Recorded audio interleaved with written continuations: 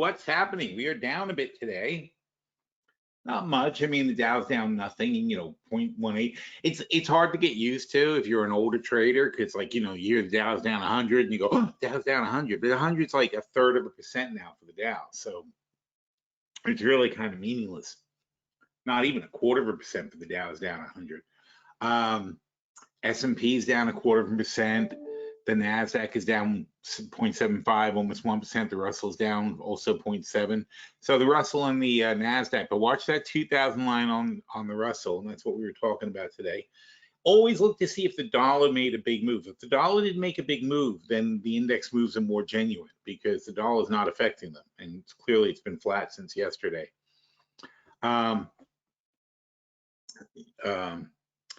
Oil has creeped up. There's no inventory report today for EIA, API. I don't know if it came out yesterday or it'll come out today, but tomorrow's the EIA. Oh, he's not helping. Oh,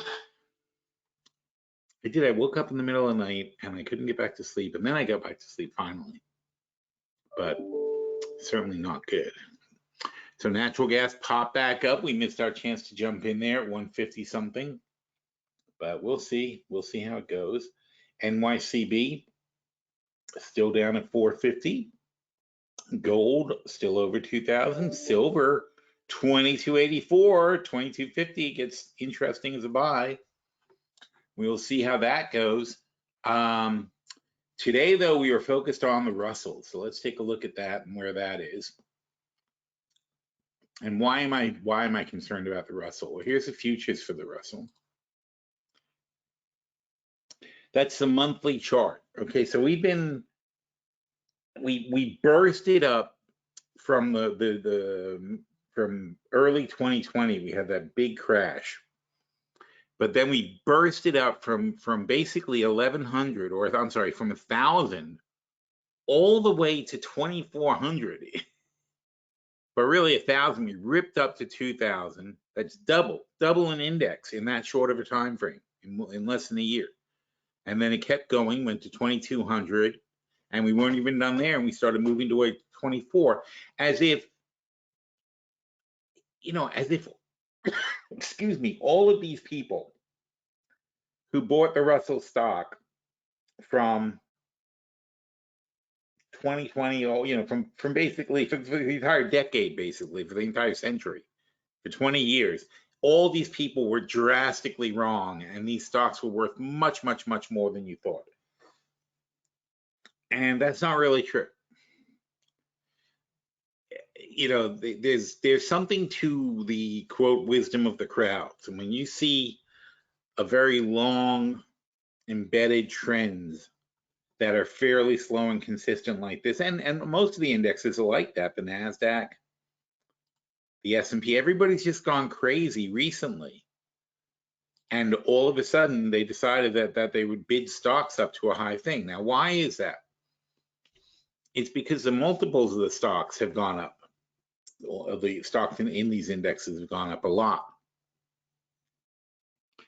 And that multiple is coming from the reason that there's nothing else to invest in, because the Fed's raising rate policy caused bonds to collapse. So the bond people, you couldn't invest in bonds, because if you're investing in a bond at 4% for let's say for 10 years, right, you're going to get 40% interest. But if the rates go up to 5%, now somebody buying a new bond is going to get 50% interest over 10 years. You're getting 40%. So your bond is worth 10% less than their bond. That's how it works. So it's worth 1% less times however many years are left on the bond. And that's how you lose money in the bond market. Okay, if rates go up, the bond you have has a coupon rate that is worth less than the newly issued bonds, which are being issued at higher prices. So why would anybody buy your bond when it doesn't pay as much interest as a brand new bond? Now, that reverses itself when it goes the other way, when the Fed lowers rates. then the old bonds at the higher rates are more valuable. So in other words, if I'm going to buy a treasury bond, see if you're going to buy a treasury bond, it's going to cost you $100,000, right? Basically. There's a whole complicated discount rate thing and whatever that goes into it, but more or less, you're buying a $100,000 bond. It's a $100,000 bond, costs $100,000. The difference is what's the interest you're getting on it, and that's how the discount gets priced backwards into the bond. So in other words, you get back when you buy the bond. You guys know this. You must have, if you're Jewish, you know this because you get bonds for your bar mitzvah, and you think you're rich, and then you find out that the discount value is not what you thought it was. So the present value is the value in cash of the bond without the interest.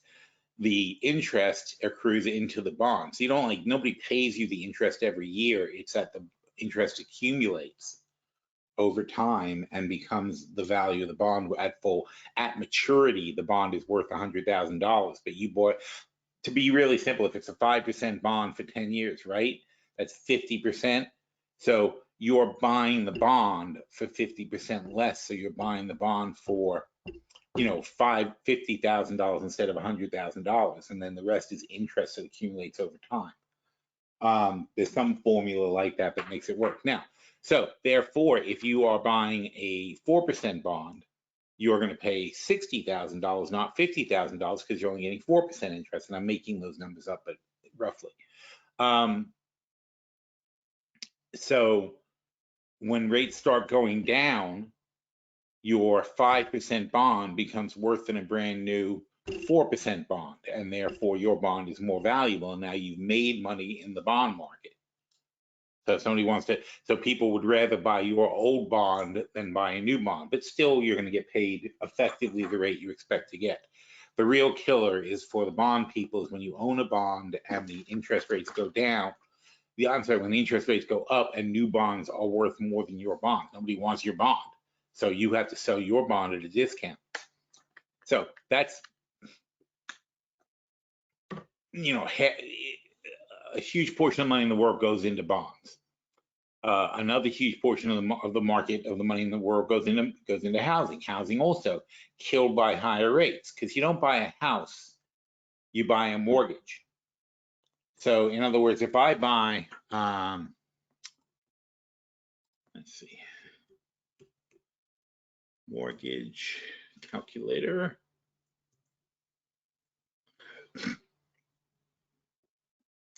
So whatever that is. So in other words, if I'm going to buy a house and the house is, does this work?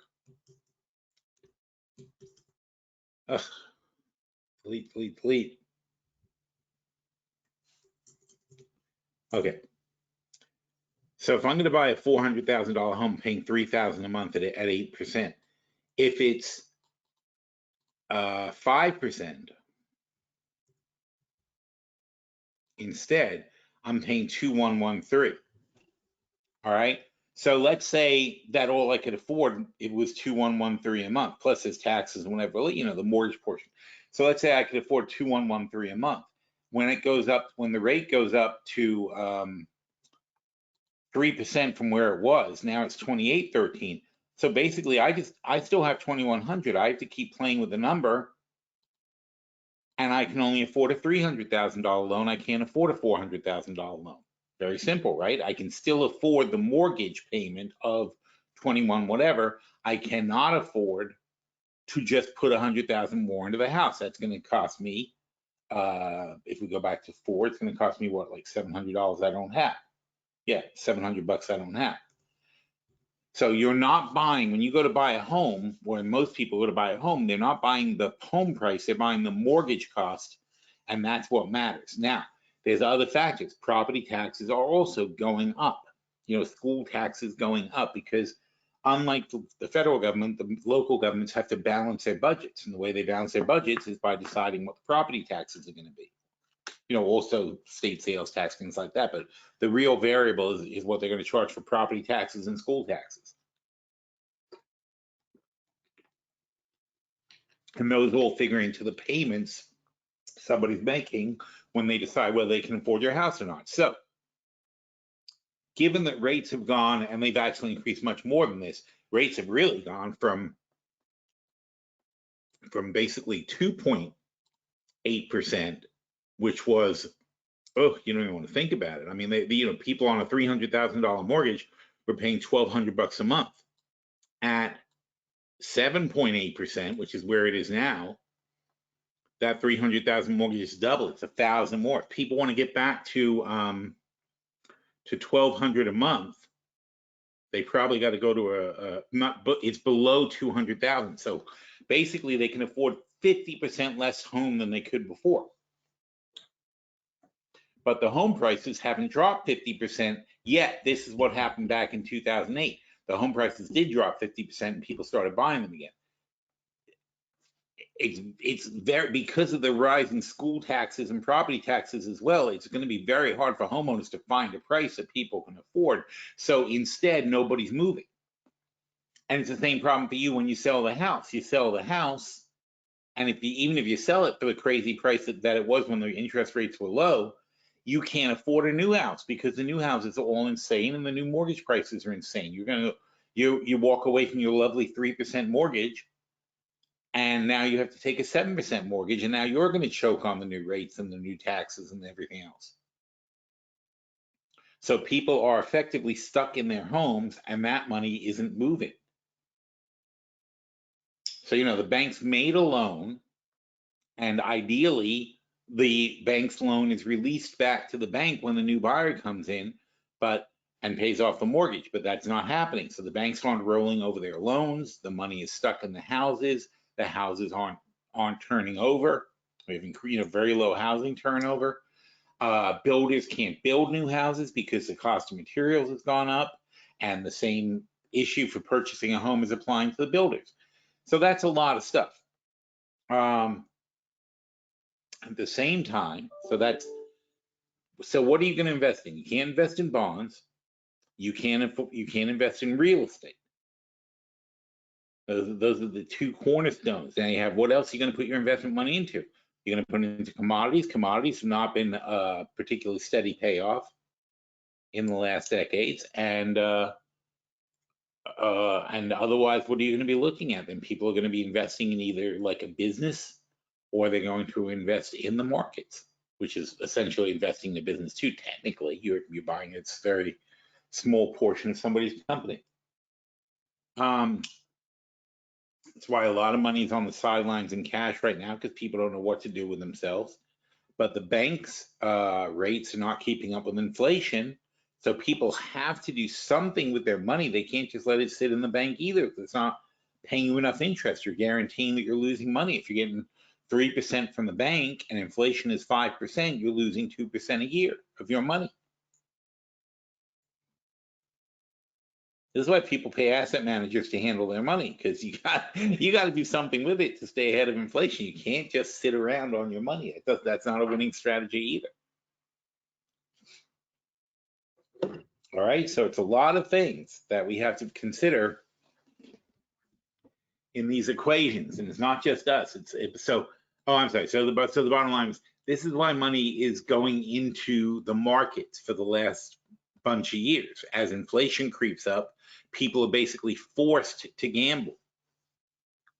And not only that though, but rents have gone up, and that's also really bad, because as rents go up, that's forcing half the people in this country who rent are forced to take more of their money and put it aside. There's an article this morning on that we published.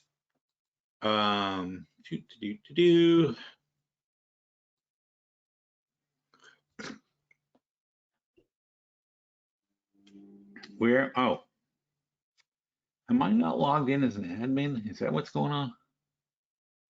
Sign in. Yeah, that's what the problem is.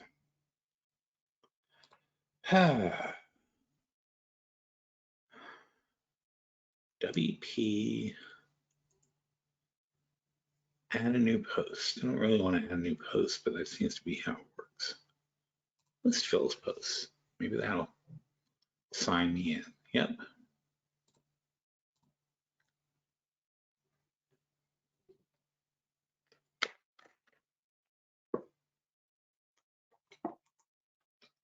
There we go. Get back to that.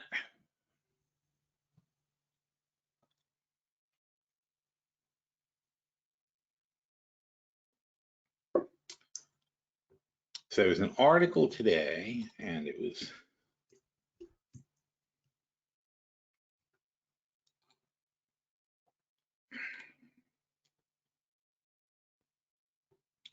seems excessively large, doesn't it?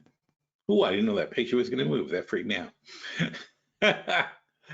Oh, come on.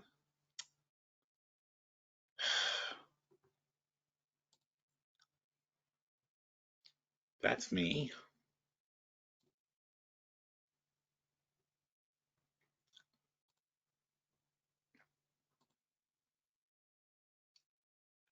All right. So prices at restaurants and other eateries were up 5.1% last month compared to January 2023. Grocery costs increased 1.2% in the same period. Oh, here you go. That's the important statistic. So in 1991, consumers spent 11.4% of their disposable income on food. And now we're spending 11.3. So it's the most since 1991 that we spent on food. But it's, ever since then, it has been a much smaller percentage. Oh, here you go. So it was bad in 1991. That was after the 80s and all the inflation and so on and so forth. It calmed down quite a bit, you know, to 9 or under 10% for 2000 all the way until early, you know, like 2012-ish or something like that. But even then, it wasn't so much above. All right, but if you figure 10 is the norm, we're one point something percent ahead of the norm, and it's a lot of money when you're talking about all consumer spending, which is $7 trillion at this point. So if there's $7 trillion, billion, trillion times 0.01, let's say 0.12% more,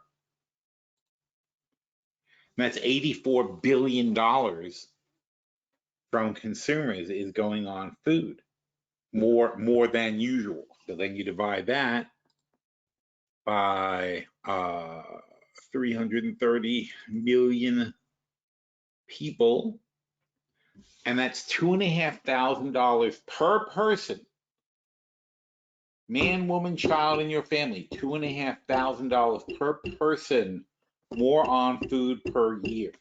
That's nasty.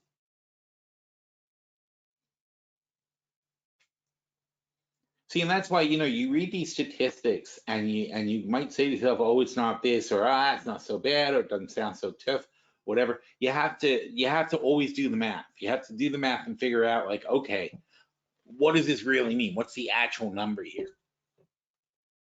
And so on a per capita basis, we're spending $2,500 per person more on food than we have in the last, you know, in the previous 20 years, basically. So yeah, that's pretty damn significant, right? That's a huge number. And we're also spending much more money on gas. So we're spending more money on gas, more money on food. These are things you can't live without. So when they tell you, here's our inflation number, X food and energy, it's like, screw you. There's no X food and energy. I don't live on that planet. I'm not a frickin' tree. I don't make my own energy, and I'm not self-sustaining food-wise. It doesn't work that way. And that's why when, you know, the government gives you inflation numbers, they're kind of bogus. But the government wants to err on the side of underreporting inflation because they have cost of living adjustments for federal employees. They have cost of living adjustments for Medicare. They have cost of living adjustments for Social Security. A lot of government layouts are based on cost of living adjustments, and that's based on the government's inflation estimates. So the government falsely reports lower inflation than is actually happening in order to save themselves money on the cost of living. And the Fed, of course, is tasked with keeping inflation under control. And again, because otherwise the government has to pay this. Not only that, and we've talked about this a lot, I'm not going to get heavily into it, but it's a debt issue too. All right, you got 35 trillion dollars, $35,000 billion of debt times. We've been paying 0.015 average interest, which is $525 billion still. Okay, on 35 trillion, 525. There, what do we say? 35 trillion. If we start paying 0.4, just from 1.2 to 0.4, which is less than the Fed has hiked, it's $1.4 trillion in interest on our debt. And yes, by the end of this year, we are going to be at $1 trillion a year of just interest service payments on the money that we owe. So a few years ago, we were paying less than $300 billion, and now we're going to be paying $1 trillion, 3 times more, or basically $600 billion more dollars than we had been paying. And if we take $600 billion, divide that by 330 million people, that's $2,000 a person too.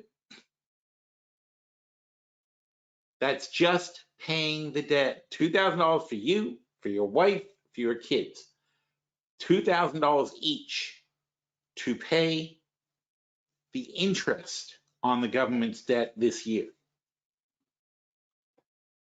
I'm sorry, the additional interest. Well, no, I'm sorry, total interest. That's the total interest on the debt. Now, of course, we're not paying that because we already have a deficit of $2 trillion. So therefore, we are going to pay $2 trillion in the debt, in our deficit payment, and we've got the $1 trillion interest payment that we're not going to pay either. We're in trouble, folks. This is not going well.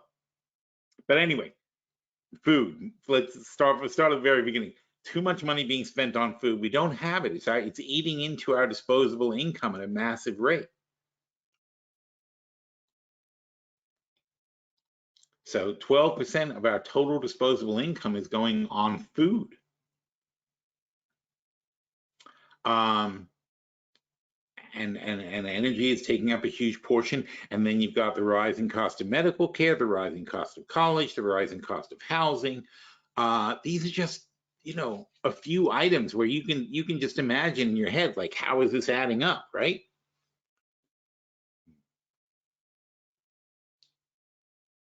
I mean, they talk about the student loan thing. That's the other thing. Biden, what was he, Matt? Biden just forgave student loans again.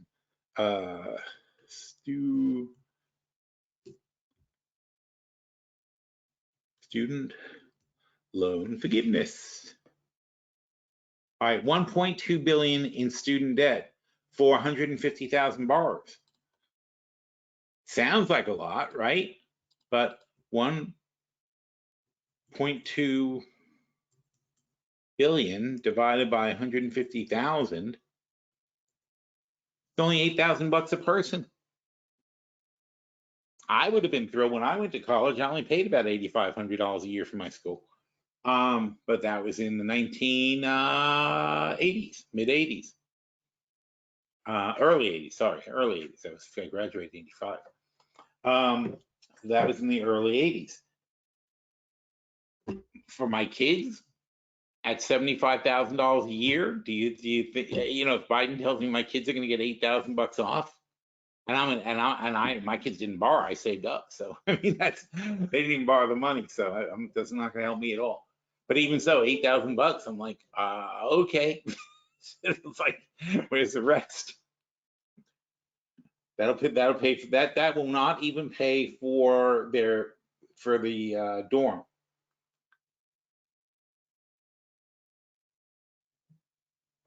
Both my kids are up around, I think, $1,200 a month or something like that for the rent, and then there's food and whatever other bullshit fees they got, plus they got to pay for their medical, so on and so forth.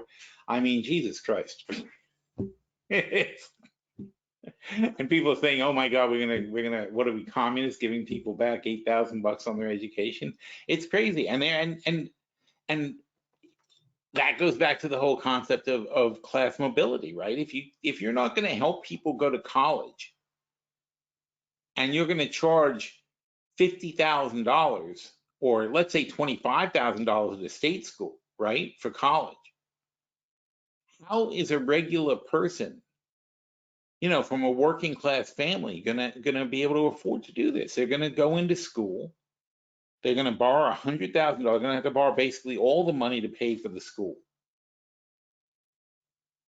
and they're gonna come out of college and get what? A regular job that pays $50,000 a year when they have $100,000 a year student loan debt that's piling up that they've got to pay $8,000 a year. Same problem the government has. They got to pay $8,000 a year in interest just to stay current on their $100,000 debt.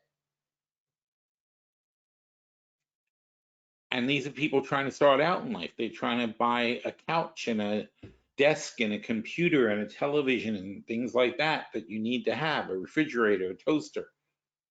And meanwhile, their landlords wants $2,000 for a one-bedroom apartment kind of stuff. And how are they going to save up for a home? How are we going to have new homeowners? So yeah, everybody, including these kids in college, are gambling on the internet with stocks and stuff because they got nowhere else to put the money. And now, oh, by the way, this is another one bothering the shit out of me. So CNBC is now running with the regular tickers. They got the Dow, the NASDAQ. Here, I'll tell you what's going on right now in CNBC. The 2-year, the 10-year, they have on the bottom, they tell you the numbers. The 2-year, the 10-year, the 15-year, the 30-year, blah, blah, blah. 30-year fixed is 7 point something percent. Bitcoin. Okay, now it says Dow, Bitcoin. Next to the Dow, Bitcoin. That is really messed up. Because when you're doing this, what you're doing now is treating Bitcoin like it's a regular asset class. And you can make a pro-con argument for that, but the bottom line is by legitimizing Bitcoin and making it the same as the Dow or the NASDAQ, right? When you put it next to the Dow, you're saying Bitcoin is the same as the Dow or the NASDAQ. It's a number you invest in. $50,900 at the moment for Bitcoin. Not only that, it just said Solar Coin and Ether Coin and something else coin. I didn't see it fast enough. They just went by on the screen as well. So you're telling kids that these are things you invest in. You're saying invest in these are things that are just as valid as the Dow, the NASDAQ, and the S&P. So that's sucking up money also now. But it goes back to what the hell else are you going to put your money in? There's no trust in the banks because for obvious reasons, right? They keep screwing up. So there's no trust in the banks. The kids don't want to put their money in there. They don't see the return.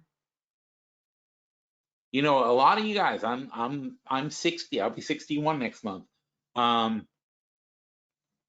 grew up, I was born in 63. So by the time we hit the 80s inflation cycle, I was already in high school and going to college. And so for me, inflation is something I live with my whole life, or I lived with my early life. And frankly, when it was not there, I never really noticed. I just always assumed that there's inflation. So, I grew up knowing that, putting money in the bank was not really a good idea because inflation would eat it up. It's like, because I realized that when I was young, when I was a little kid, I'm putting away a little bit of money for my paper route, and my little jobs that I had when I was a kid. I'm putting money away, and meanwhile, because when I had a paper route, I remember along my paper route there was a highway and there was a sign, and the sign always said Volkswagen Beetle, 1999. I think there was 1995, 1999. That was the list price for a brand new Volkswagen Beetle at the time.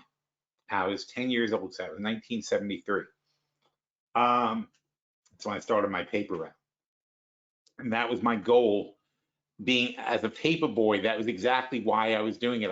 I wanted to save up and buy that Beetle. That was my goal in life, was to get a Beetle. And get a, the idea was to get a car, but that was my fixation. Was okay, I need $2,000 to get a car. Wasn't necessarily I was going to buy the Beetle, but in my mind, $2,000 would get me a car, and that's what I wanted. So I'm like, okay, I do this for 4 or 5 years. I save about $2,000. I get a car. But that didn't work out because the price of the cars kept going up and up and up, and the money I planned on saving was never going to be enough. And that was basically what my expectation was in life, was that putting the money in the bank, trying to save money day by day, having a goal, it's not good enough. You've got to do more with your money. You've got to figure something out.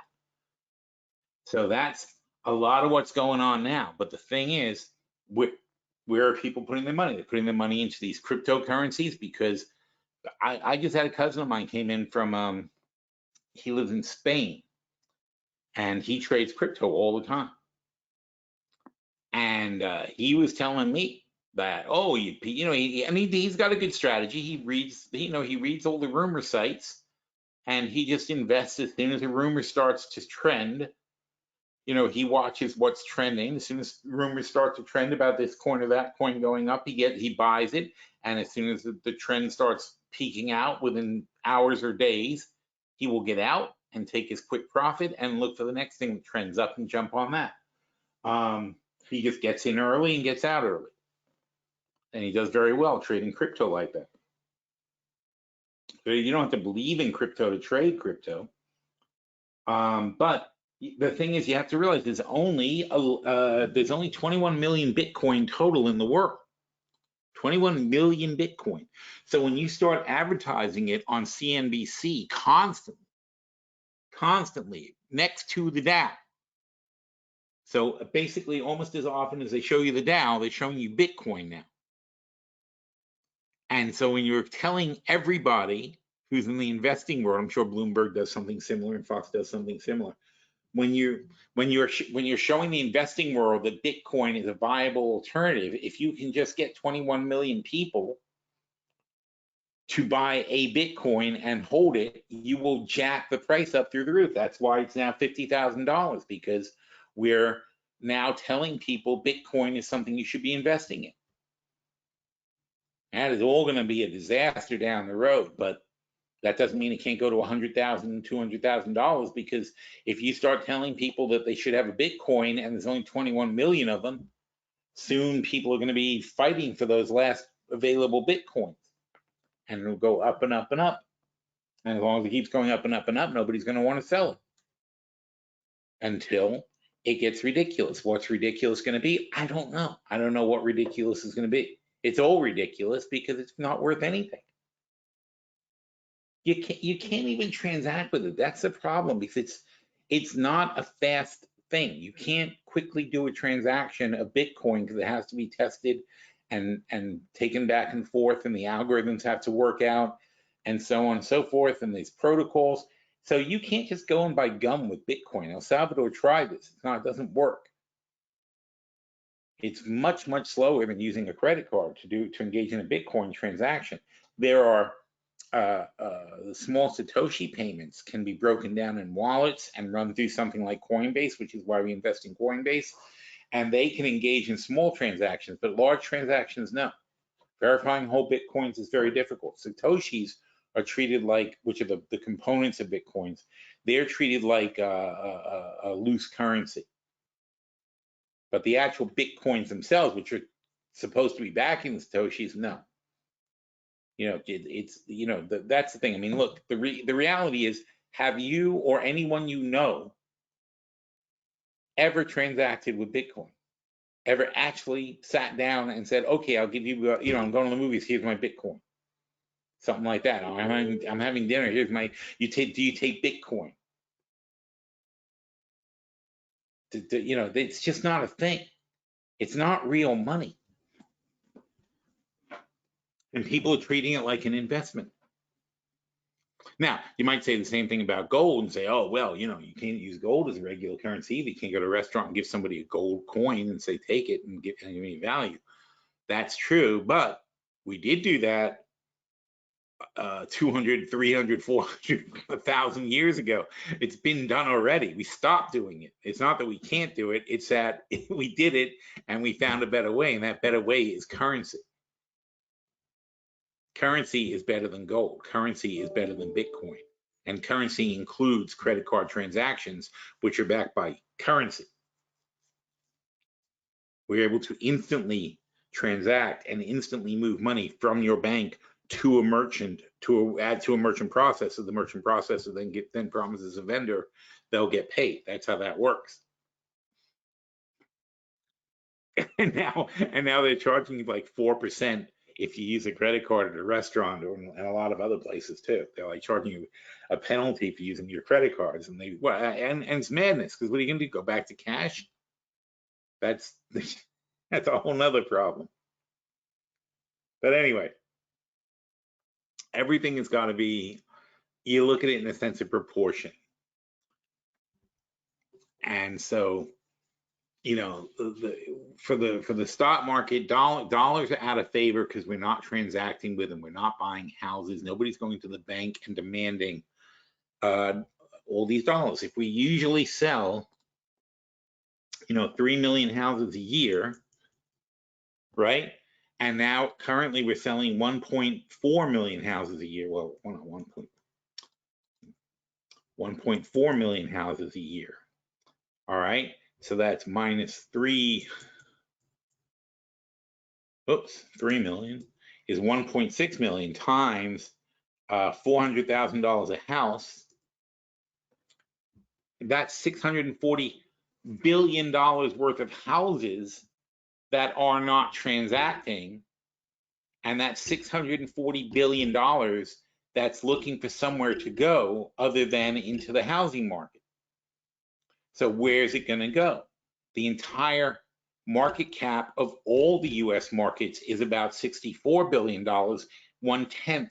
No, I'm sorry, 64 trillion, silly me. 64, it's 64 trillion.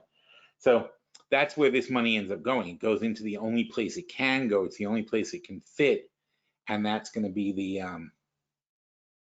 the stock market, and also into Bitcoin and cryptocurrencies. Bitcoin and all crypto is only a couple of $1 trillion. Let's say Bitcoin is about half of everything. So Bitcoin, there's 21 million Bitcoin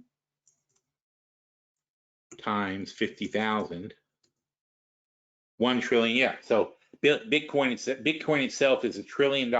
All crypto combined, let's say, is double that, is $2 trillion. So you've got the $60 trillion stock market, and you've got a couple of trillion of Bitcoin. The housing market, just not investable. The housing market is 110 million houses. Oh, I didn't do the one. That's the problem. 110 million houses times $400,000 a house is $44 trillion. So it's about the same size as the stock market. It's actually the same size as the S&P, the housing market. So you've got the housing market, $44 trillion. You got the stock market, about $60 trillion, and that's 100 trillion total, right? Then you're left with what? You're left with, cryptocurrencies, commodities, not much else. And and people, see, the people who own actual businesses, small businesses, they count, but big businesses are already counted in the S&P 500. People already own those. There's people who own private businesses, that's worth whatever. But those are your asset classes. Where are you going to put your money? On the bond market, of course, and there's a whole bond market. And how much is it? How big is the bond market? Well, the US is 35 trillion in debt, therefore our bond market is $35 trillion. Probably we're about a quarter of the world's total bond issuance. So that's the largest market, is going to be about $140 trillion, the total bond market. But all these things can be worked out just with that logic, and you can see, and you have to have that sense of proportion about what these things are actually worth and how much this effect is. You know, so for Biden, for example, for the student loans, $1.2 billion is nothing. Our debt is $2 trillion. What's the difference if you forgive some student loans? It makes no difference. And they should have that attitude about a lot of stuff. It's like, at this point, we are screwed. We're screwed like a family that's about to go bankrupt. And so basically, you may as well, you know, build a swimming pool. You know, because that's they're not gonna, if they're not gonna take your house away, go ahead and build a pool. You may as well enjoy it. You're not gonna pay for that either. That's what needs to be done. We should be doing some infrastructure spending and putting it out while we can. But you know, we're good as long as everybody's in debt, and every country's in debt, and every country's deficit spending, and the only ones who are being basically a little bit responsible are Europe, and they're not doing so good. it's crazy. It really is. It really is. It's all complete madness. So, and the other thing that bothers me, and is what I was talking about this morning, is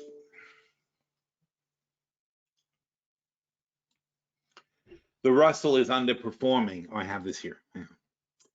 The Russell, this is monthly. The Russell is underperforming by quite a bit, right? It's flat from 2021. The NASDAQ is up 5.5 out of 12, which is God knows what that number works out to.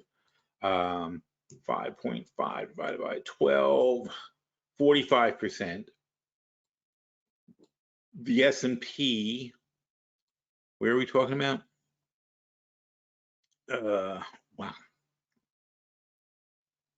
Yeah, so let's talk from 1500, and then the NASDAQ is up from 12, and that means I would count, let's say 35 for the S&P. So 35 to 49 is 14. That's about 4. That's almost 50% there. The Dow, if we say from 30 to 38, is up 20%. So the Dow is lagging too. And why is the Dow lagging? Exactly what we were talking about this morning. The Dow only has 2 of the Magnificent 7. It has Microsoft and it has Apple. Now they're taking out Walgreens from the Dow and they're putting in Amazon. So now it's going to have 3 of the Magnificent 7 in the Dow. And I did the math on that. We'll get back to that in a minute. But the S&P has all 7 of the Magnificent 7. The NASDAQ has all 7 of the Magnificent 7. That Russell has 0 of the Magnificent 7. This is what happens to an index that doesn't have the Magnificent 7. It's 40% below these guys. No Magnificent 7. This is what happens to an index that only has 2 of the Magnificent 7 stocks. It's only 20% up compared to 40 and 50% up.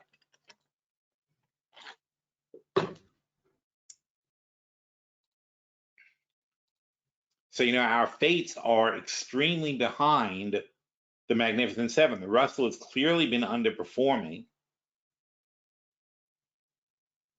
And if you look at the S&P, it's up, well, with the S&P 493, basically, it's without the Magnificent 7, is basically flat. It's not the S&P that went up, it's these 7 stocks that went up. They're becoming a larger and larger share. They're now over 30% of the S&P since this was done, which was not very long ago, as of February 9th. So now they're up to 30% of the S&P. And this is a good point. They don't always go up. In 2022, they were down 28, 26, 39, 38, 50, 49, 64, and 65. If that happened now, when they're 30% of the S&P, even if the other stocks don't follow, we'd be down 15, 20%. Even if the whole rest of the index didn't follow, it would drag down the index that much. If the rest of the index follows us down, we'll be in a complete market meltdown. So then you got to really look at these guys one by one and say, well, where are we going to be? Do they deserve the earnings that they're getting? Do they deserve what they're getting? Oh, that's interesting. This guy counts Google. I didn't notice that. He counts Google and Google's 2 separate companies. Oh, it's driving me nuts. I gotta tell you. Oh my God. It's like, yeah, well, they have the exact same earnings and the exact same income and the exact same, but we're going to count them twice because they have two different call letters. Oh, madness. So last week we already talked about a portfolio review. We are hearing from NVIDIA later, and they better do well. And how can they not do well though? They've been on such a tear, and their comparisons. This is the thing. Right now, they still are comparing to pre-AI orders, but starting next quarter, they're getting into the time that they already started popping. So their outperformance is going to be less and less and less as time goes on. Not only that, though, but there is pending competition, although not much, right? This is all the competition to NVIDIA. They got 92% of the market. They will continue to lose market share, and they will eventually one day have half or 40% or 30% of the market. But at the moment, total dominance. That's the kind of earnings, that's the earnings report they're turning in right now. They're total dominance of this marketplace. Anything they make, they can sell at outrageous profits. Because nobody else is really ready with a competing chip. Only been 1 year since ChatGPT. So NVIDIA started getting a boost when ChatGPT and some other companies started ordering their chips to build the AIs. They released the AIs 1 year ago, a year ago November. They released the AIs. Then people realized NVIDIA chips were what were being used in the AIs, and everybody started going crazy with NVIDIA. And NVIDIA itself had already been plowing money into producing more and more AI. That caught all the chip companies, all the other chip companies were caught completely flat-footed. They did not have any of this kind of stuff in development because nobody was really competing with NVIDIA's niche video chips that were for gaming. They were originally for, to give you a better gaming experience. That was the point of those chips, to do quick 3D modeling so that when you're on Call of Duty or something like that, you don't get a jitter when you're like see bullets flying and so on and so forth. It's all like very realistic. Believe me, my daughter, Maddie, she plays games. She's into the gaming thing, and there's nothing more important than a good NVIDIA chip to power your machines. So they already had what people were willing to buy. It was the AI people who went to NVIDIA and said, "Hey, can we buy those graphics chips? We need them for this." And then they started talking. They're like, "Well, we can modify it for this and do this and optimize it for what you're doing," and that's what they did. So NVIDIA had already gone through this process, and nobody else had. And so NVIDIA was miles ahead of everybody else for chips, and that will continue until Intel and AMD and other companies open up foundries, their own foundries that make these kind of chips. They just didn't even know anybody wanted them. So and it takes too long to retool a foundry to produce certain types of chips. So there's a shortage of them still, of the graphic processors. They are almost entirely they're entirely owned by NVIDIA, and that's the market. So they may do very well this evening with earnings, and if they do, great. But you can't base the entire valuation of the stock market on luck, and that's what this is. It's luck. They were lucky. They will not continue to be this lucky. So then you've got to look at Microsoft and Amazon and Google, and they've all drastically benefited from selling cloud services. But it's a funny thing because Microsoft gave OpenAI, gave OpenAI $10 billion last year. OpenAI signed a contract with Microsoft to buy $10 billion worth of their cloud services. But they're buying $2 billion a year worth of cloud services. So they're giving the $10 billion back. It's almost like it's a loan. They gave them $10 billion to license all their crap, right? And Microsoft licensed all their crap and turned Bing and Copilot and whatever is all based on OpenAI. OpenAI took $10 billion from Microsoft, and they have to pay back $2 billion a year. So it's like a loan. And obviously they expect that they will build more and more of a customer base, but eventually, but look what's happening already. Microsoft is eating into OpenAI's market share, and Amazon's competing, and Google is competing, and Anthropic, which is Claude, is competing, and all these other guys are starting to compete, and they've all got money. Baidu is coming out with something. IBM has something already. So OpenAI is going to get squished and squeezed, and they still got to keep giving Microsoft $2 billion. So Microsoft will do well off this thing. They got Bing for free. They got all the Bing improvements and things for free, and they're monetizing it by going through what's it called? Office. They're all integrating it with all their Office products and calling it Copilot. So what you've done is you've created a brand new revenue source of AI for Microsoft. OpenAI has given up their intellectual property, and they've begun a thing where a bunch of these competitors are going to start eating into their business. So the real winner here is going to be Microsoft. They are one of the Magnificent Seven. They are valued at $3 trillion, now worth more than Apple. So brilliant by Microsoft. And they're probably going to be good. But NVIDIA, going to lose market share. Microsoft is in good shape. Google, their search is in huge trouble because here's why. Here's Google. Best pizza near me. 10 best pizzas in Boynton Beach. This is, by the way, totally not right. Frankie's is good. NYPD Pizza is not particularly best pizza I've ever eaten. I want to know who said that. Who are you? Who are you? I have to track you down. I have to track you down and get into a fight. I want to find out who you are. I'm sure that's the guy who owns it. Killian Say.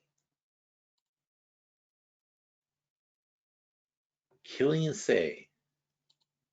Level 3 local guide. It's interesting. What else has he reviewed? Vincent's Bistro in Lake Worth. Polo Tropical. He gave 5 stars to Polo Tropical. Best wings, best pizza. What's that? Does that mean he no longer likes whatever? He didn't even say what it is. Leela Restaurant, best pizza, blah, blah, blah. Okay, anyway. That's a weird choice. But meanwhile, that's the point though. If you're in Google and you say best pizza, whoop, you get ads. These are sponsored. All these things are sponsored. A lot of these people pay them money to be ranked in there and so on and so forth. There's ads on the side and all this crap, right? But if I say to OpenAI,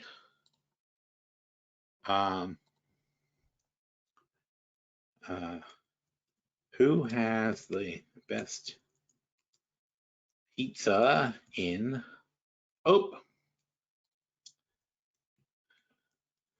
who has the best pizza in Palm Beach County?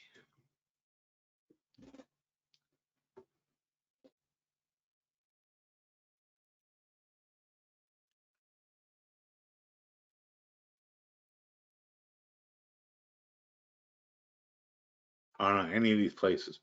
Anthony's, well, it's a chain. Anthony's is BurgerFi. You know, we like BurgerFi stock. This is their thing. Anthony's is not bad. Sicilian Oven, Amici. Oh, it's an interesting list. I should check those out. I don't know any of these places are not by me, except for Anthony's. So maybe they are good. Maybe I should go find some pizza tonight. But anyway, what don't we have here? We don't have ads. more and more people are getting their information this way and not getting the ads, and that's hurting Google, and they're going downhill. And if it wasn't for cloud services, Google would have had a crappy quarter.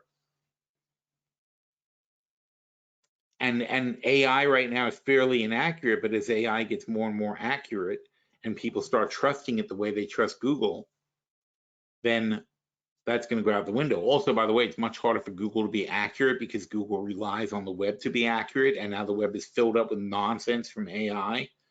I said this last year when AI started. I said what's going to happen is the web is going to get completely junked up with garbage, because now anybody can push a button and generate content, and it's not edited content. It's just content that goes up on the web immediately, and nobody knows what the hell is true and what's not true. And if you're ranked highly and you get and you put out a lot of content, then Google's going to basically start using that whatever you're saying and act as it's the truth, because that's how Google works. Google's methodology is flawed for the age of AI, because it basically assumes that ranking grants authority. It assumes that if you are heavily trafficked and whatever, that people are smart enough to go to the places that give them the best information. That's absolutely not true. That is so not true anymore. So that's a big problem. Oh, it's almost time for the vet minutes. Anyway, so what else did I say today? Did I say anything else interesting?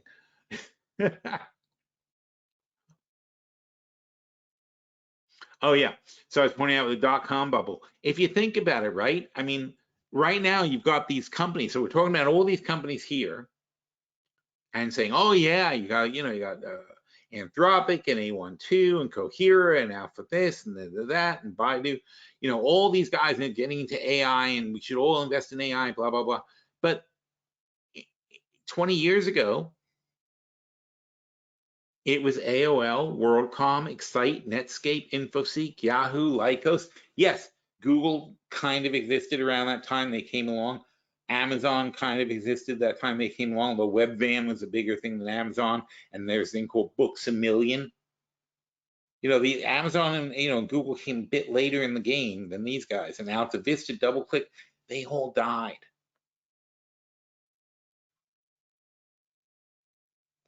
You got to remember that, okay? You can be in this incredible bubble. Oh yeah, right here's Amazon was over here. Oh, there's VA Linux systems. That was going to, Linux was going to take over the world. I remember that.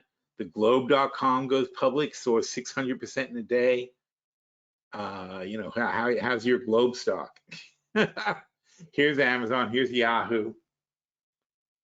So, everybody thought, oh, here, globe.com is delisted, it's closed at 16 cents.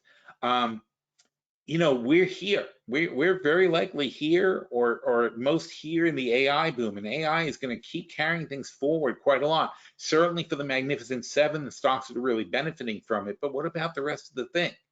That was what happened here. The S&P stocks and the NASDAQ stocks that were not benefiting from the dot-com boom were getting dragged up and up and up, and the whole index has got ridiculous valuations. Then people realized that the dot-com boom stocks were not really making that much money, and the whole ball of wax fell into the toilet and collapsed. And then 9/11 happened. That was even worse. And then here 9/11 happened. But that was only the cherry on top of the disaster that we had for the last 2 years before that.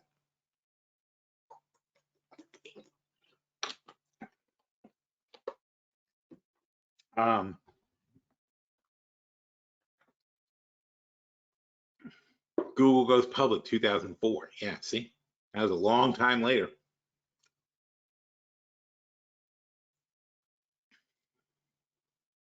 So we talked about that. Here's the NASDAQ, and again, it's propelled by 7 stocks. The rest of the NASDAQ is not doing this well. 7 stocks are distorting your entire view of what's actually happening. What's actually happening is here. We're stuck along this line for the majority of the NASDAQ.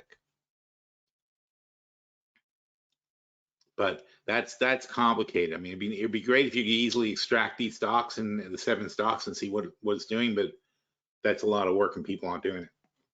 So what I said here is that you got to look at the Magnificent Seven and say, okay, Apple's 26 times earnings. It's possibly sustainable. Apple's now coming out with a ring that's going to do a lot of stuff. But still, I'd like to see them do something different. The headset's different, I guess. I mean, it's an inevitable thing that people are going to use, but I think until they can really get it into basically glasses, I don't know how popular it's going to be. But Apple 26 times 7 is a little high. Historically, Apple trades at 15 times earnings. It's 40% below where we are now.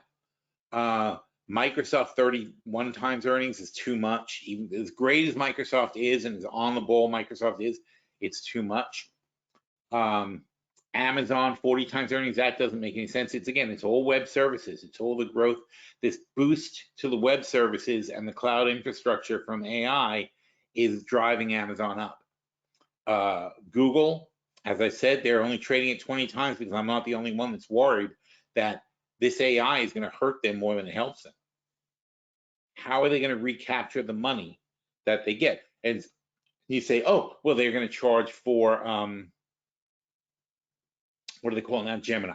They're going to charge for Gemini, and they're going to make money doing that. It's like, not really, because Apple's going to have a thing that they sell. Microsoft already has Copilot. Amazon's going to have something they sell. It's some juiced up Alexa.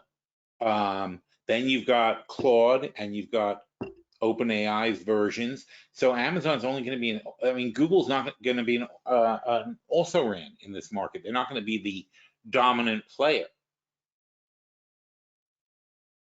So going from dominant player to also-ran is not going to sustain your $1.75 trillion valuation.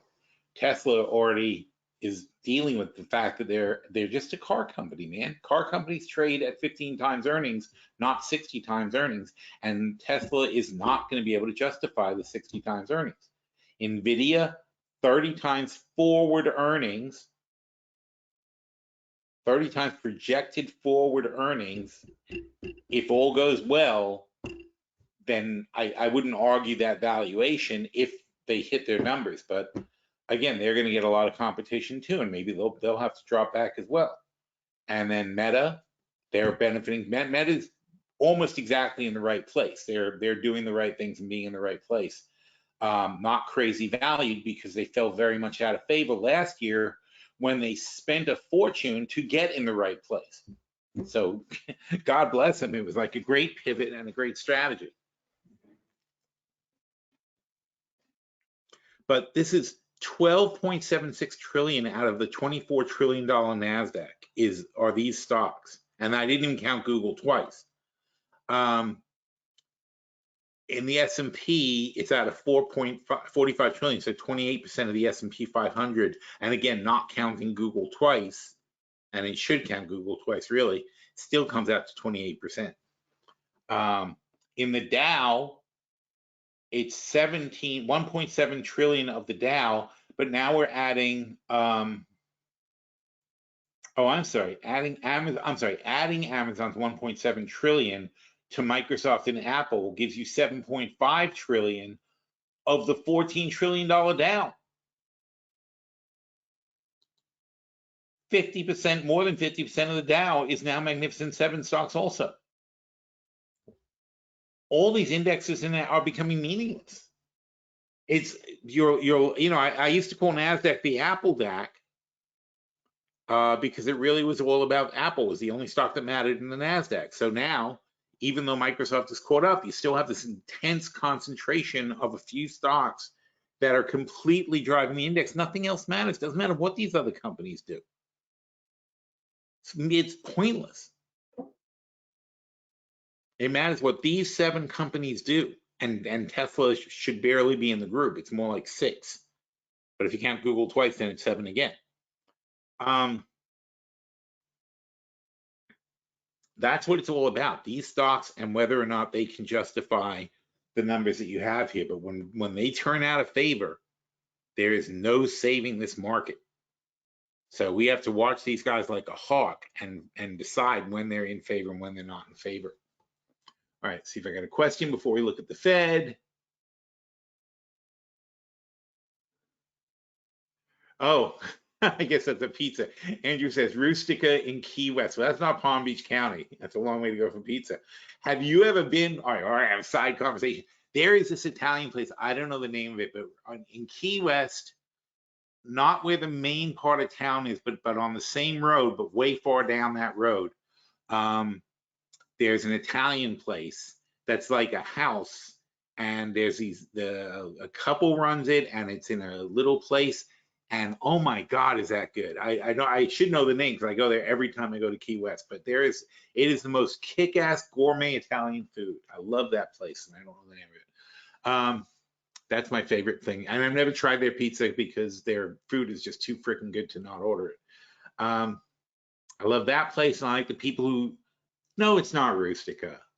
It's not. It's Italian. It's like you're sitting in somebody's house eating food, and it's amazing. I'm fairly positive Rustica is not the name of it. Anyway, what's the other place? Like the Nitro ice cream guy. This guy, he just throws cream in a bowl and then blasts the bowl with nitrogen. So it's cream plus whatever ingredients you want in your ice cream, and he mixes it together and then blasts it with liquid nitrogen in this metal bowl, and it instantly freezes the cream into ice cream with the stuff that you wanted to be put in fresh. That's freaking amazing too. I want to franchise that guy.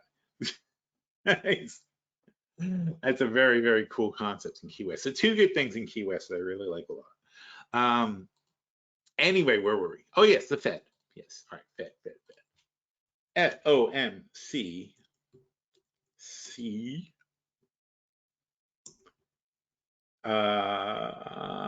Minutes, yes.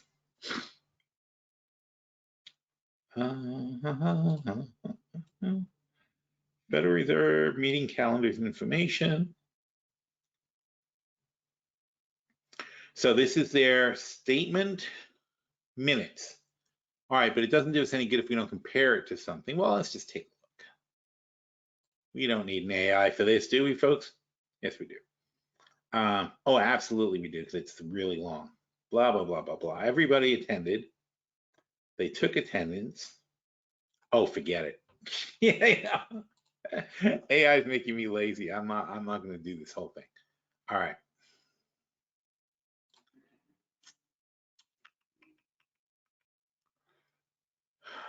Where are my AIs?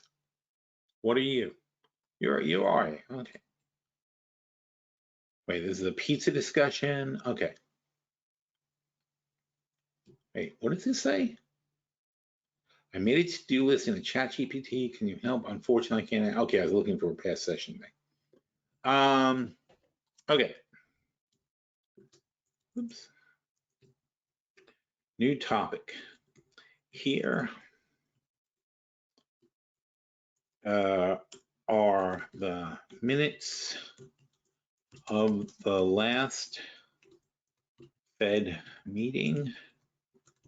The key is to read the announcement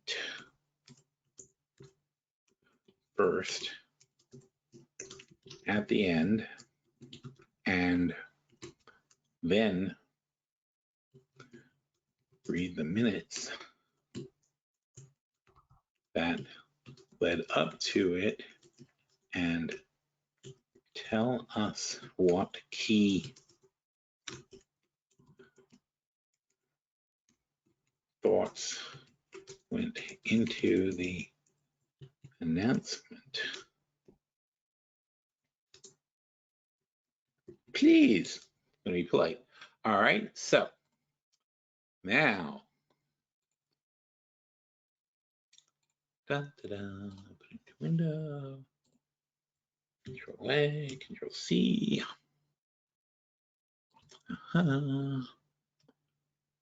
Hope it's not too long. Oof. What the hell?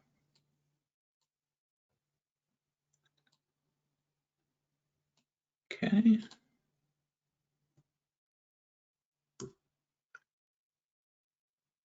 Oh, see, they've really improved his ability to absorb information.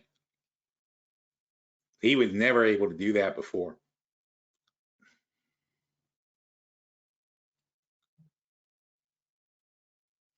Okay, so the Fed noted that economic activity had been expanding at a solid pace with real GDP growth in the fourth quarter coming in above expectations, below the strong growth posted in the third quarter. The labor market remained tight with job gains, strong unemployment rate low. However, too fast.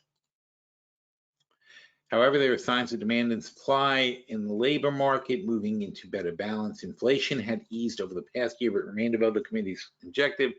The committee observed improvements in the headline core inflation, attributing some of the recent improvement to idiosyncratic movements in a few series, but recognizing significant progress towards the inflation target.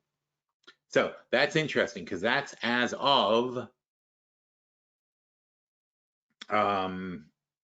January 30th, 31st. So that's what they're talking about there. So it hasn't been that long. It's only been a few weeks since, but we do know we've gotten some hotter than expected inflation numbers.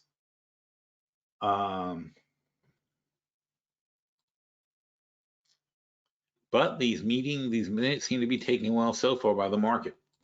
The committee judged that the current stance of policy was restrictive and would continue to put downward pressure on economic activity and inflation. The expected supply and demand product labor would continue moving to better balance.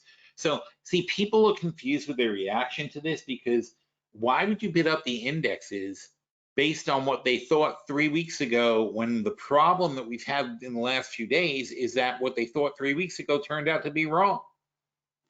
So, the economic outlook was seen as uncertain. The committee, highly attentive to inflation, they noted risk to achieving the committee employment inflation was moving into better balance. The committee emphasized that the future path of policy rate would depend on the incoming data. They highlighted the importance of carefully assessing the inflation, judging whether the inflation was moving down. The committee decided to maintain the target rate. The minutes reflected a cautious approach by the Fed, balancing the needs to address inflation. The committee's emphasis. So basically, data dependent. So,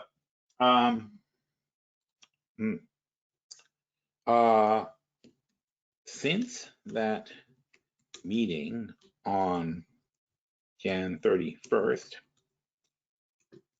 hasn't inflation and labor data come in hotter than expected?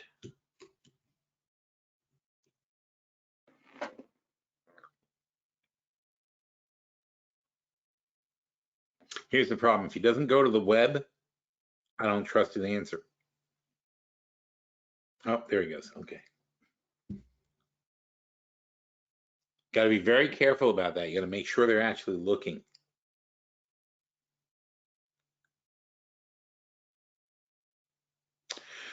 So since the meeting, there have been developments in the labor market suggest continued tightness, with companies increasingly turning to automation in response to labor shortages. A recent article from the Associated Press highlight U.S. companies unable to find workers are increasingly relying on robots and automation technology. This trend could have implications for labor dynamics, potentially affecting productivity, wage growth, and inflationary pressures in the economy. However, the details on these developments have impacted inflation and labor data since the Fed meeting were not direct. For the most current detailed analysis on inflation, it would be advisable to consult the for further information. So he went off on a tangent with the robotics. So now let's go talk to our buddies at Bing, Copilot, and let's try to get a new thing. Since the January 30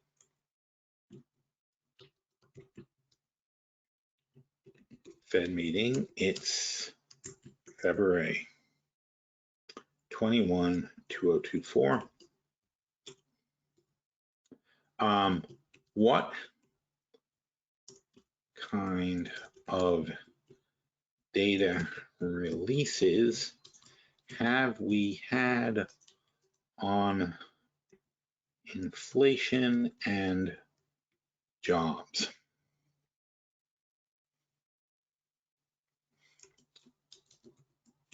Have they been up or down surprises.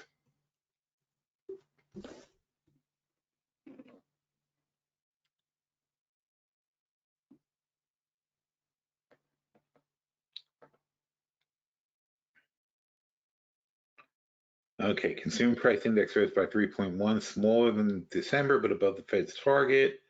Fed preferred blah, blah, blah. This is what I wanted Warren to look up, but he went off on his tangent on the robots. So rather than, yell at him, I'm just going to ask Bing for the data.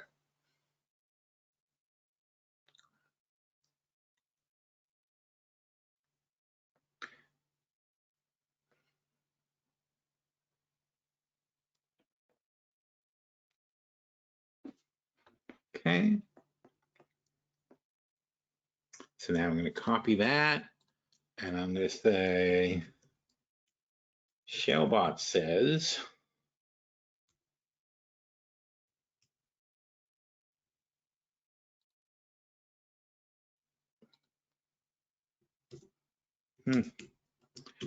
based on this information,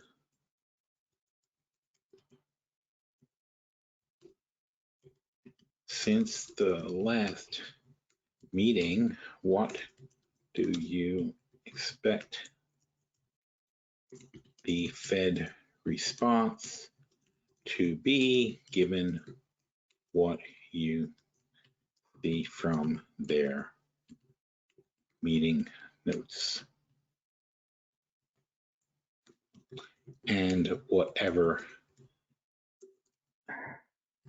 else you know about the Fed.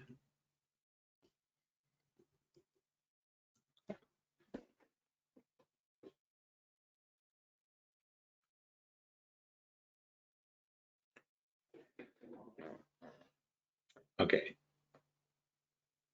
So given the data that's been updated and what he's read on the minutes, he's saying inflation with the consumer price index rising by 3.1, core CPI unchanged at 3.9, indicates that inflation has eased from its peaks, but not as rapidly as hoped. The situation, especially with inflation still above the Fed's 2% target, underscores persistent inflationary pressure.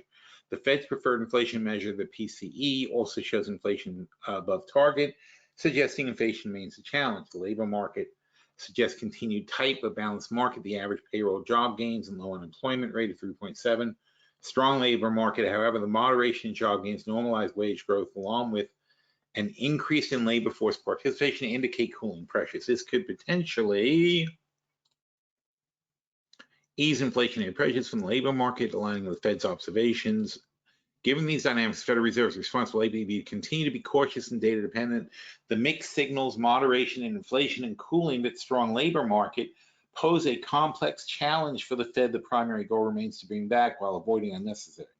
So the Fed might opt to maintain the current policy rate in the short term, given the approach would allow the Fed to gather more data and assess whether the inflation is moving sustainably towards 2%. The Fed will likely emphasize its commitment to achieving price stability and its readiness to adjust policy as needed based on the incoming data. This includes reiterating any future adjustments to the policy will be data dependent, focusing. The continuation of reducing the Fed securities holdings will likely persist as part of its broader policy of normalization. However, discussions around the pace of balance sheet reduction could become more prominent, especially if financial conditions tighten. Future rate. While the Fed has indicated it does not expect to reduce the target range for federal funds until has greater confidence that it's moving towards 2%, the latest data might lead to a more nuanced discussion on the timing of rate adjustments. The Fed will weigh the risk of tightening too much against the risk of letting inflation remain above target for too long. In summary, the Federal Reserve's response will likely be characterized by a continued cautious approach with strong emphasis on monitoring and a readiness to adjust policy as necessary to return to 2% without derailing economic recovery. Sure, that's nice, but if you were the Fed, what would your plan be for the next, when is the next rate decision?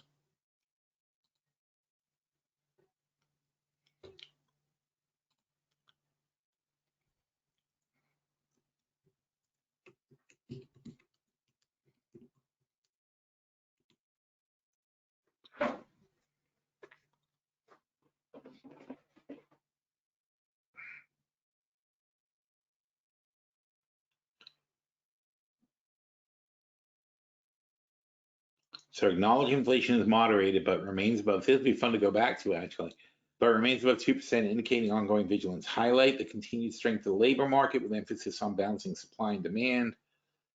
Emphasize data-dependent approach.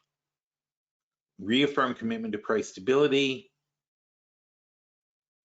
Given the mixed signals from recent economic data, maintain the current target range for the Fed funds rate, signaling a pause in rate adjustments to assess more data. Provide nuanced approach and forward guidance, progress inflation. Continue the planned reduction in securities holding to signal openness to do it. Acknowledge the uncertainties facing the economic outlook, including geopolitical risks. Commit to clear and transparent communication. Conclusion, the policy statement would aim to balance caution. Okay, that's great. Keeping in mind the Fed tends to change very few words in each statement. Please craft your policy statement for March 20th.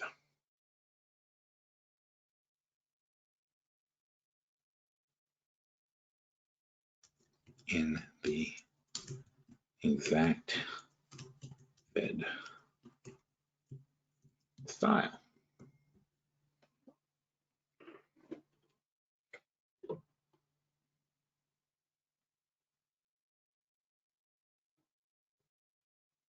This will be really fun to compare. Now, of course, keep in mind there could be more information that comes along. Job gains moderated but remain robust. The unemployment rate has remained low. The inflation has eased somewhat but continues to exceed 2%. The committee seeks to achieve maximum employment with inflation rate of 2% over the long run. With inflation pressures persisting, the committee remains highly attentive to inflation. In support of these goals, the committee is oh, I'm going to look forward to that. Somebody remind me that we got this.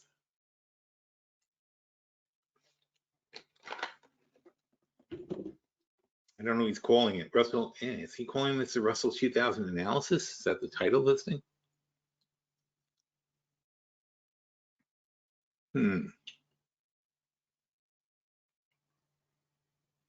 No, because I picked up an old one. ChatGPT session. Oh, well, we'll find it. It's only a month.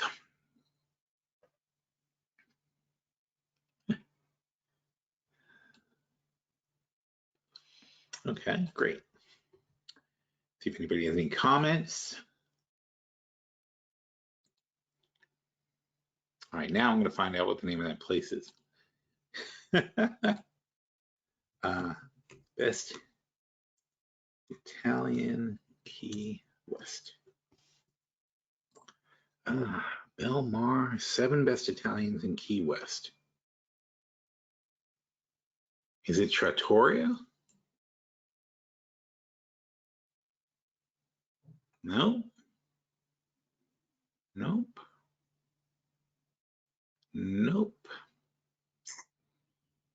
Damn it.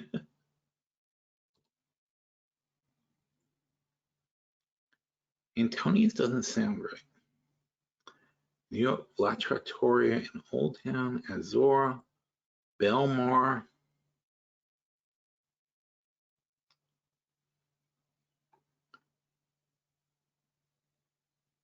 Nope, it's not by the arena.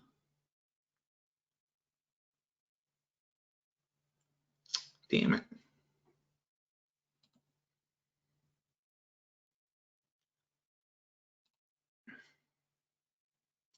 Clemente's Duet. None of these names are popping out at me.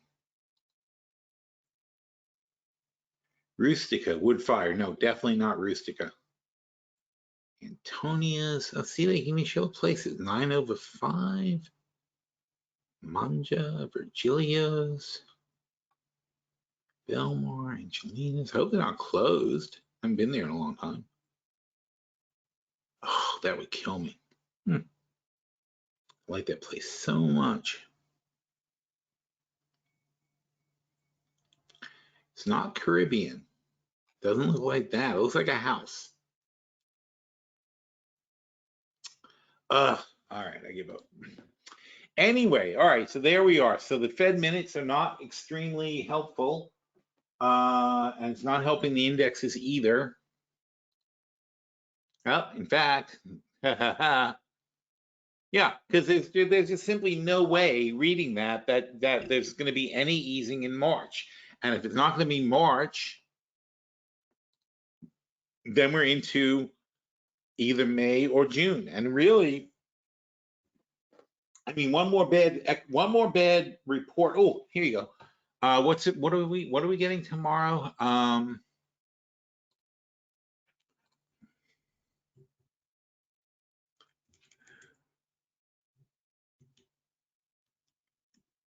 Economic calendar.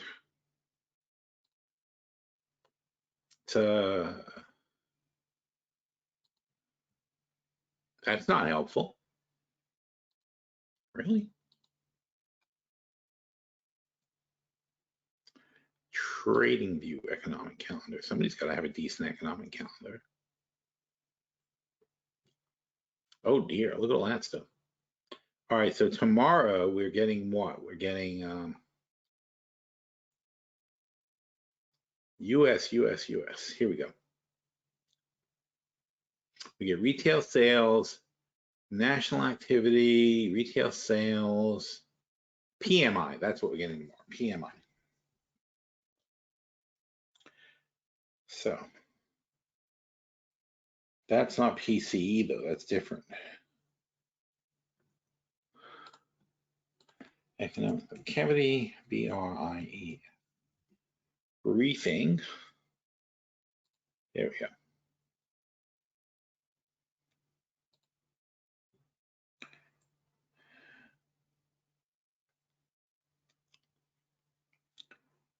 So the PMI is not really going to tell us anything about inflation. So then March, new home durable orders, consumer confidence, GDP, personal income, personal PCE prices. That's the next biggie. Okay, so February 29th PCE is expected to be 0.2%. See, this is the great thing about AI. So now I can say, when is the next meeting? March 20th.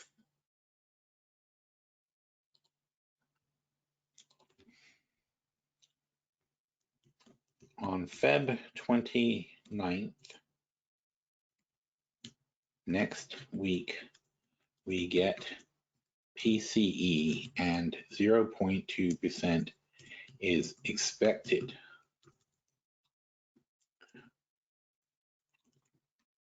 If that number is up to 0.4%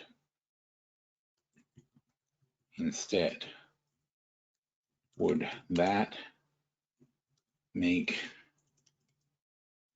your Fed decision a lot more likely to be a hike or still on the sidelines?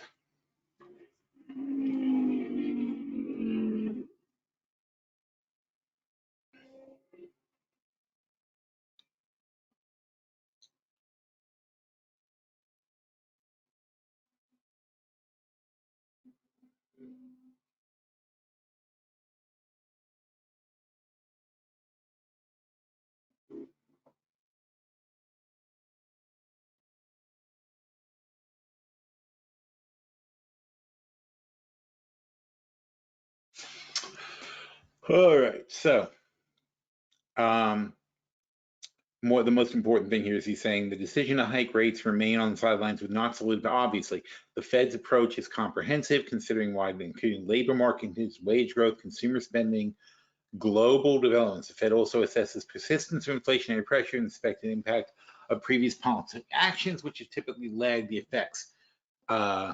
The Fed has emphasized data-dependent approach. It reacts to a broad set of data. However, significantly higher PCE would be a critical data point, potentially influencing the Fed's assessment of trends.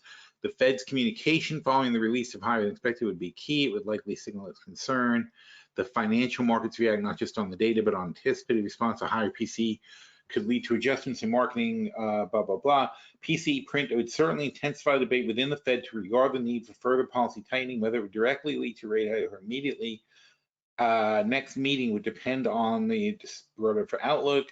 The decision would reflect a balance, So that alone isn't going to do it, but it's going to push us out for we're already no way in March. If we get another bad set of data, if we get more bad inputs like PCE going up, so we have to watch these things very carefully. If we get more bad inputs like that, if we see wage gains we weren't expecting, if we see changes in consumer spending that are impacting, then we have to consider that May goes off the table next. And then once we have another piece of data and June gets off the table as far as a decrease, then you have to start thinking about maybe they're actually going to increase at some point, because if they're not cooling inflation enough at the rates that they're at now, then they have to raise rates.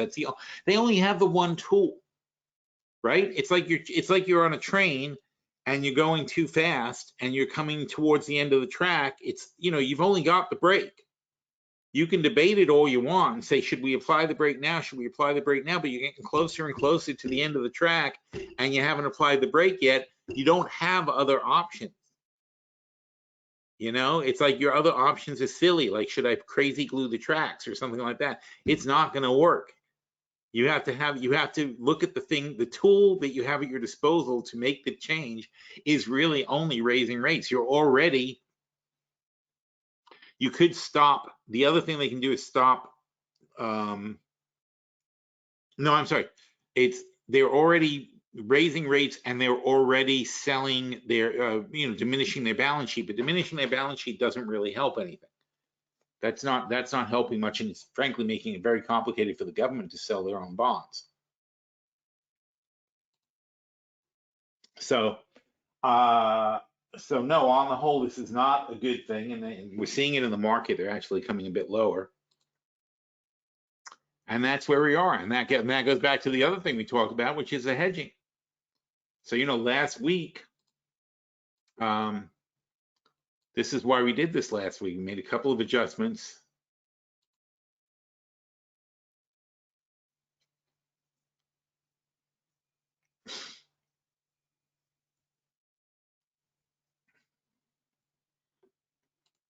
So in our portfolio review last week,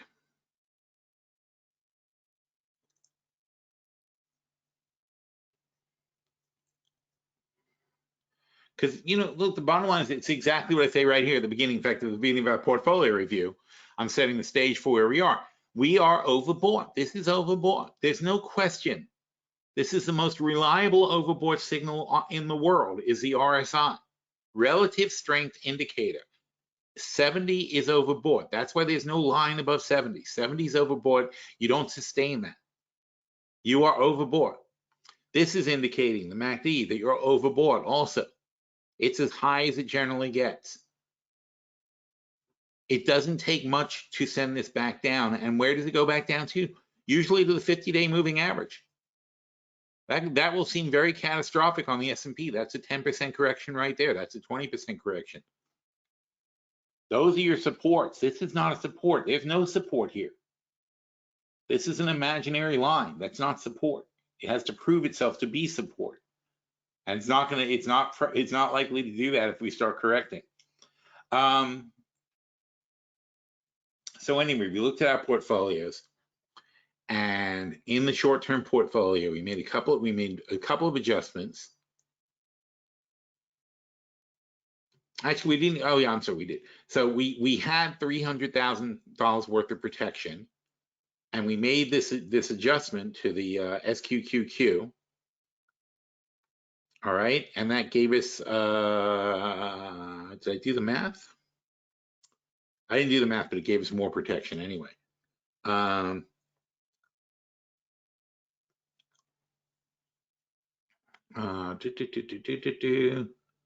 get out of the money ETF, so we should take advantage of $15 puts.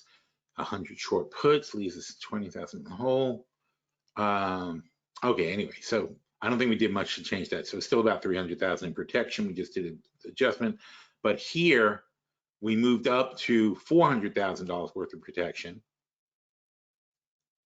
and or a net 450 worth of protection. So now we have 450 plus 3 is $750,000 worth of protection.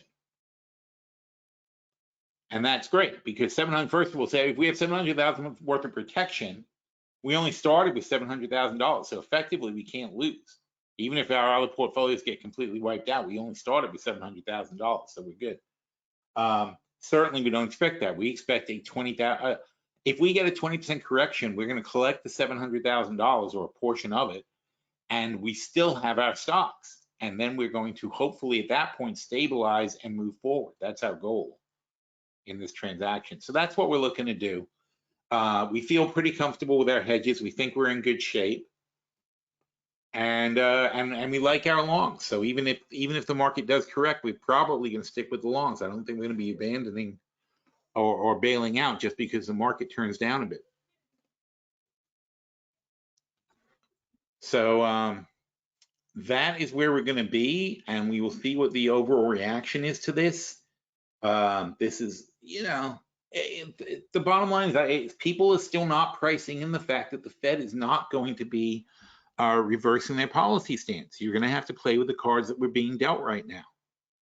But like I said, for regular companies that are not the Magnificent Seven, higher rates for longer means lower profit margins in a slower economy and slower business. And that is what the Fed was trying to do in the first place, is engineer a soft landing. So that's where we're going to be. And we'll just have to see what the data comes in like next week and for the weeks that lead up to the next Fed meeting. All right, let's see if we have any questions. Bruce says, yesterday I questioned UNG1 in the portfolio, though it was in the first half review of the top trades. It wasn't mentioned in the second half. Oh, it was in top trades. That's right. It wasn't in a portfolio. It was the top trade idea. Can you provide some advice in dealing with the post-split? Let's talk about that in chat, please. Okay, because I have to go take care of something, and then I will come back to the chat room. And for everybody else, thank you very much for coming, and hopefully this doesn't turn into a big disaster. But like I said, we're well hedged, so we just have to wait and see what happens. And frankly, like I said, it's nothing surprises us. Oh, and by the way, we're not in the momentum stocks. That's the other thing, really, I'm pretty confident. We don't have these stocks that are 30 times earnings and things like that. We have solid, very good value stocks. And people will hopefully rotate into that as the market pulls back a bit and get out of these hot, pricey, high multiple stocks that we're not in anyway. All right, so thank you everybody for coming. I appreciate it, and we'll do this again next week. All right, take care, everybody.